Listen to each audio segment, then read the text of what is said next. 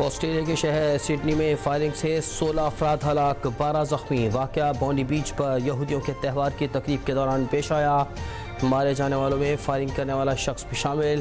Police نے دوسرے حملہ آور کو زخمی حالت میں گرفتار کر لیا۔ تفتیش شروع کر دی گئی۔ صدر آصف علی زرداری اور وزیر اعظم شہباز شریف کا افسوسناک واقعے پر گہرے دکھ اور افسوس کا اظہار۔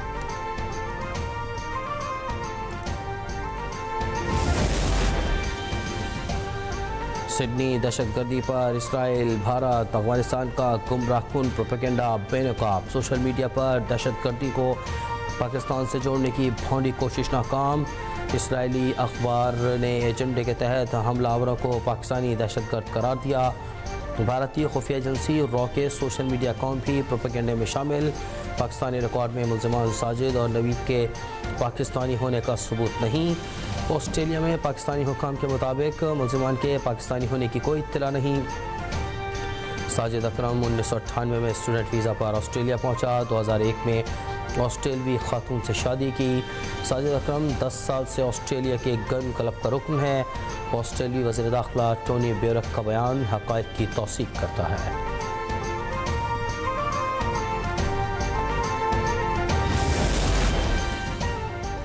سڈنی شوٹنگ واقعہ کا ملزم بھارتی نژاد ہے۔ ملزم کے ساتھی کا دعویٰ، اس انکشاف سے واضح ہو گیا کہ واقعے پر بھارتی کیوں چیخو پکار کر رہے تھے۔ سڈنی واقعے پر بھارتیوں کی پریشانی اور جھوٹ عیاں ہو گیا۔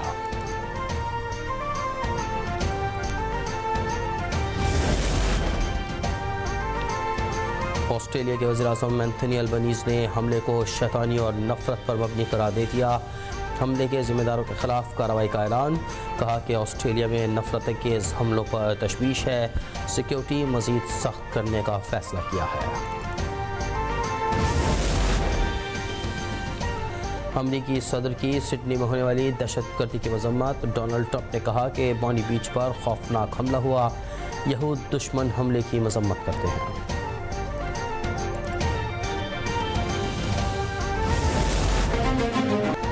پاک بحریہ کا سمندر سے فضا تک مار کرنے والے میزائل کا تجربہ۔ ESPR کے مطابق بحیرہ عرب میں میزائل کا کامیاب تجربہ کیا گیا۔ FM90NER نے لائیو فائرنگ کے ذریعے آپریشنل تیاری کا کامیاب مظاہرہ کیا۔ فائر پاور کے دوران انتہائی تیزی سے فضائی اہداف کو نشانہ بنایا گیا۔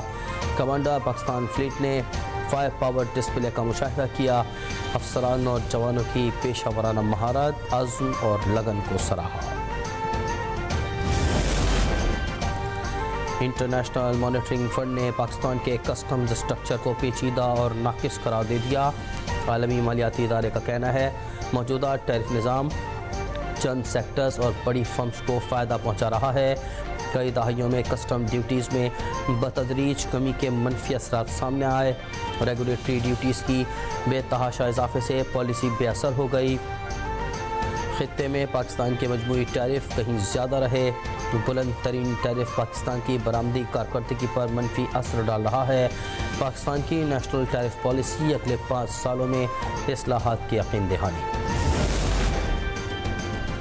پاکستان کی سوران میں UN امن دستوں پر حملے کی شدید مذمت۔ ترجمان دفتر خارجہ کا حکومت کی طرف سے المناک سانحے میں جانوں کے ضیاع پر گہرے دکھ اور افسوس کا اظہار۔ حملے میں عبوری سیکیورٹی فورس میں خدمات انجام دینے والے 6 بنگلہ دیشی فوجی شہید، کئی زخمی ہوئے تھے۔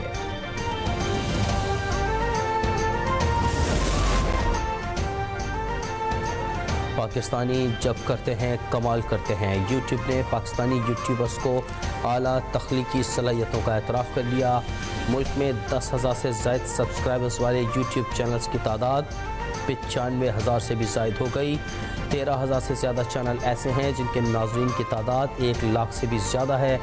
1,000 سے زیادہ پاکستانی چینلوں نے 10 لاکھ سبسکرائبرز کا ہدف بھی حاصل کر دیا۔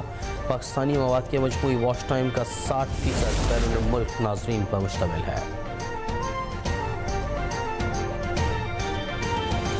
پنجاب میں آبی زراعت اور جھینگا فارمنگ میں تاریخی پیش رفت۔ وزیر اعلیٰ مریم نواز نے بلو اکانومی منصوبے کا آغاز کر دیا۔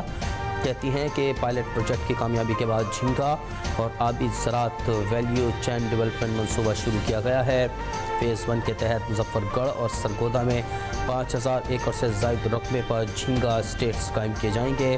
مزید 26,000 ایکڑ کے لیے فیزیبلٹی اسٹڈیز جاری۔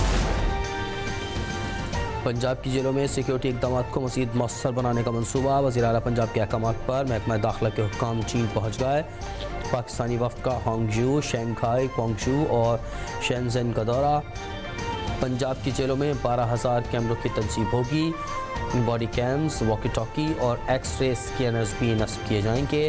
ترجمان محکمہ داخلہ کے مطابق جدید چینی سیکیورٹی آلات کی جانچ کے بعد سیف جیل منصوبہ نافذ کیا جائے گا۔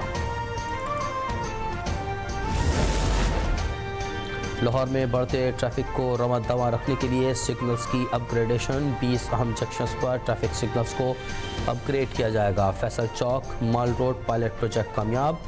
جدید سگنلز میں ویڈیو ویکل ڈیٹیکشن سسٹم نصب کیا جائے گا۔ پیلیکن سسٹم کی تنصیب سے پیدل چلنے والوں کو سہولت ملے گی۔ ماڈرن سگنلز سیف سٹی اور ٹریفک پولیس سسٹم سے لنک ہوں گے۔ نیلا گنبد، داتا دربار اور ناصر باغ انڈر گراؤنڈ پارکنگ منصوبوں پر کام جاری۔ لاہور کے جنرل اسپتال میں کروڑوں روپے کی ادویات خراب ہونے کا خدشہ۔ جنرل اسپتال میں ایمرجنسی کے واش روم کا پائپ لیک ہو گیا۔ بیسمنٹ میں گندا پانی بھر جانے سے کروڑوں کی میڈیسن خراب ہونے کا خدشہ پیدا ہو گیا۔ بیسمنٹ کا جنرل اسٹور گندے پانی سے بھر گیا۔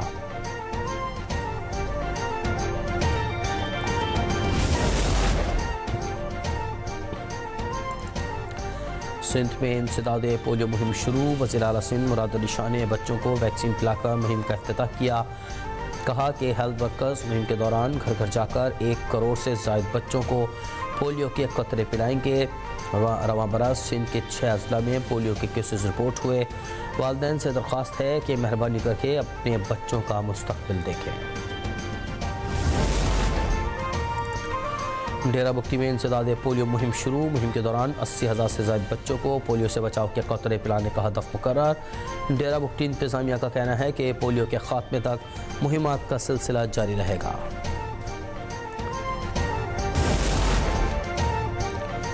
اور پاکستان میں پی ایس ایل کا میلہ 26 مارچ سے سجے گا۔ ایونٹ کا فائنل 3 مئی کو کھیلا جائے گا۔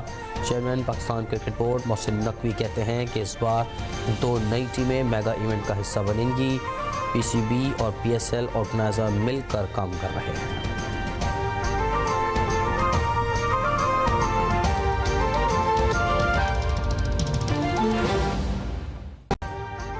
ابھی سبسکرائب کریں تاکہ کوئی خبر رہ نہ جائے۔